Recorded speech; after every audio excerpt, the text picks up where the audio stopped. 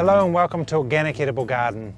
It's been a really cool start to the season, but now the soil temperature is warming up and it's time to plant our heat-loving plants. These include things like our eggplants and our peppers and our chilies.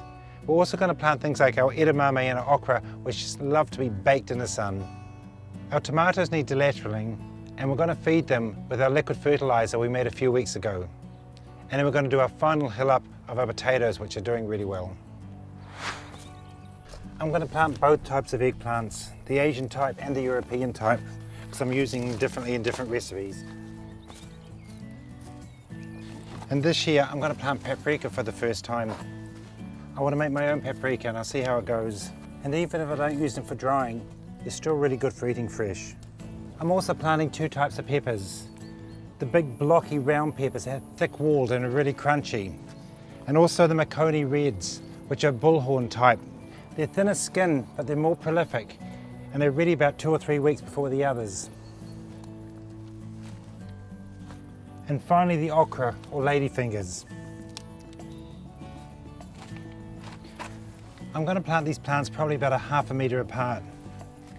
They like a bit of room to spread and some air movement as well. The thing about eggplants and peppers, they need a really good rich soil. I've enriched this with a lot of compost, and what I'm going to do after I've planted the plants, I'll put things like gypsum around because they need the calcium, and some cheap sheep pellets or chicken poo.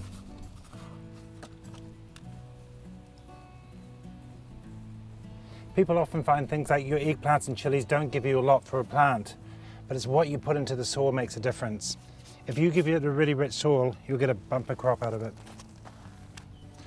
With chili plants, probably 1 or 2 is enough. People put in a lot of chilies because they say they're chili friends, but you get hundreds of chilies just from 2 plants.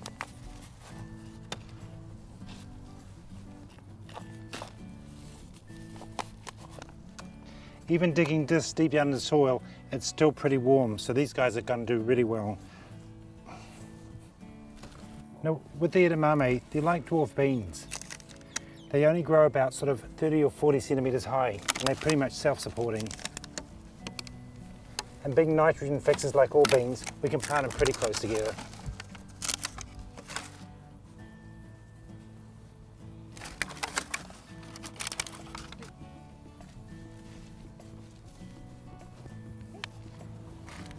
And finally the okra. I'm going to give these a bit of space because they get slightly larger than edamame.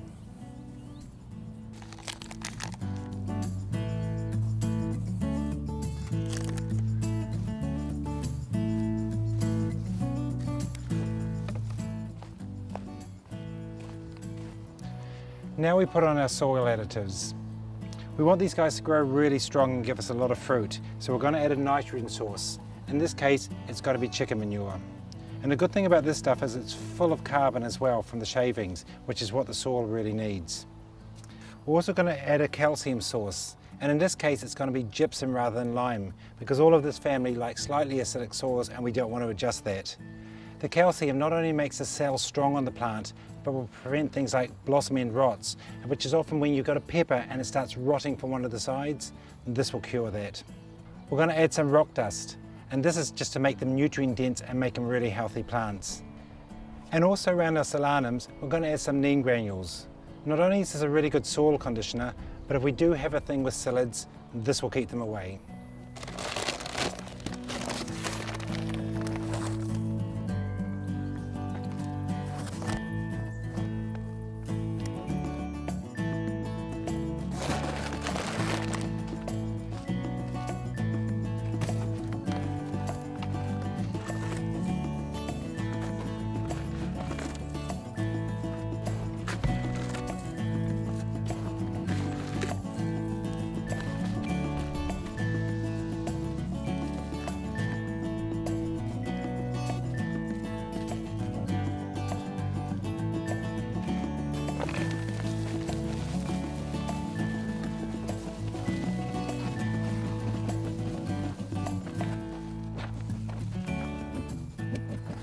With a high nitrogen fertilizer like this, it's important we don't leave it on the leaves or around the stems, so we can just spread it out. We just take it off the leaves by shaking them. And finally we're going to water it. Not only is the soil a bit dry at the moment, but I'm going to wash all the manures off the leaves of the plants. And once it's had a good watering, we'll put a net over it until the plants are established.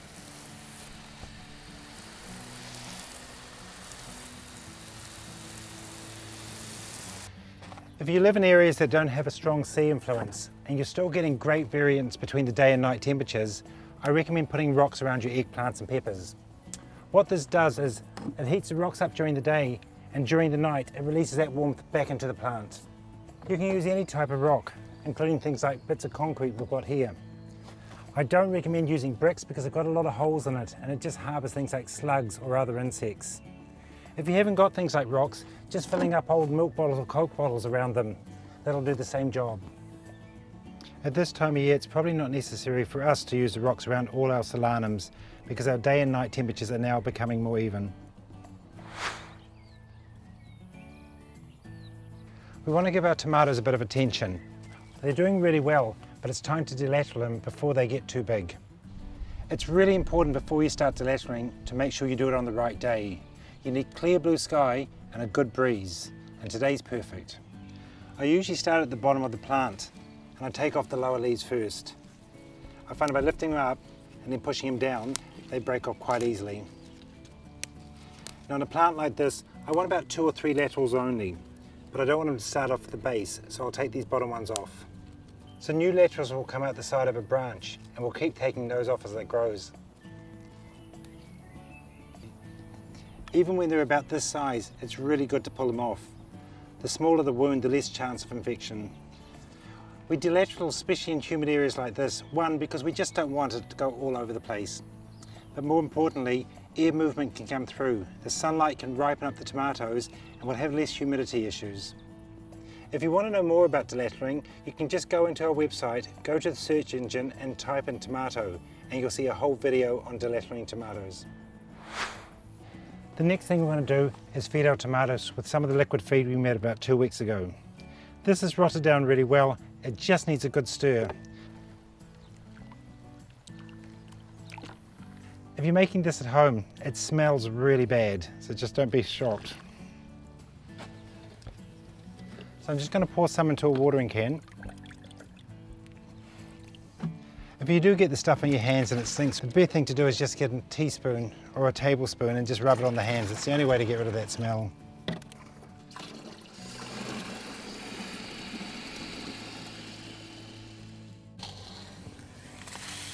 The first thing we're going to do though is water the tomatoes. Even though this has been diluted, we don't want to risk it burning the roots, so whenever you put a liquid fertiliser on, always water the soil first.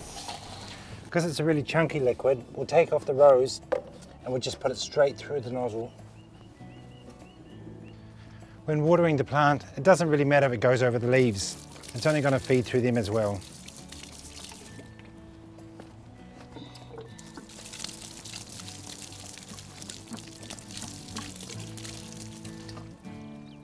The potatoes have gone bananas and they're huge now. I have been hilling them up, but I've come to a point where now they're just so high. I'm getting my first flowers on the potatoes, which is great, which means it's producing the fruit.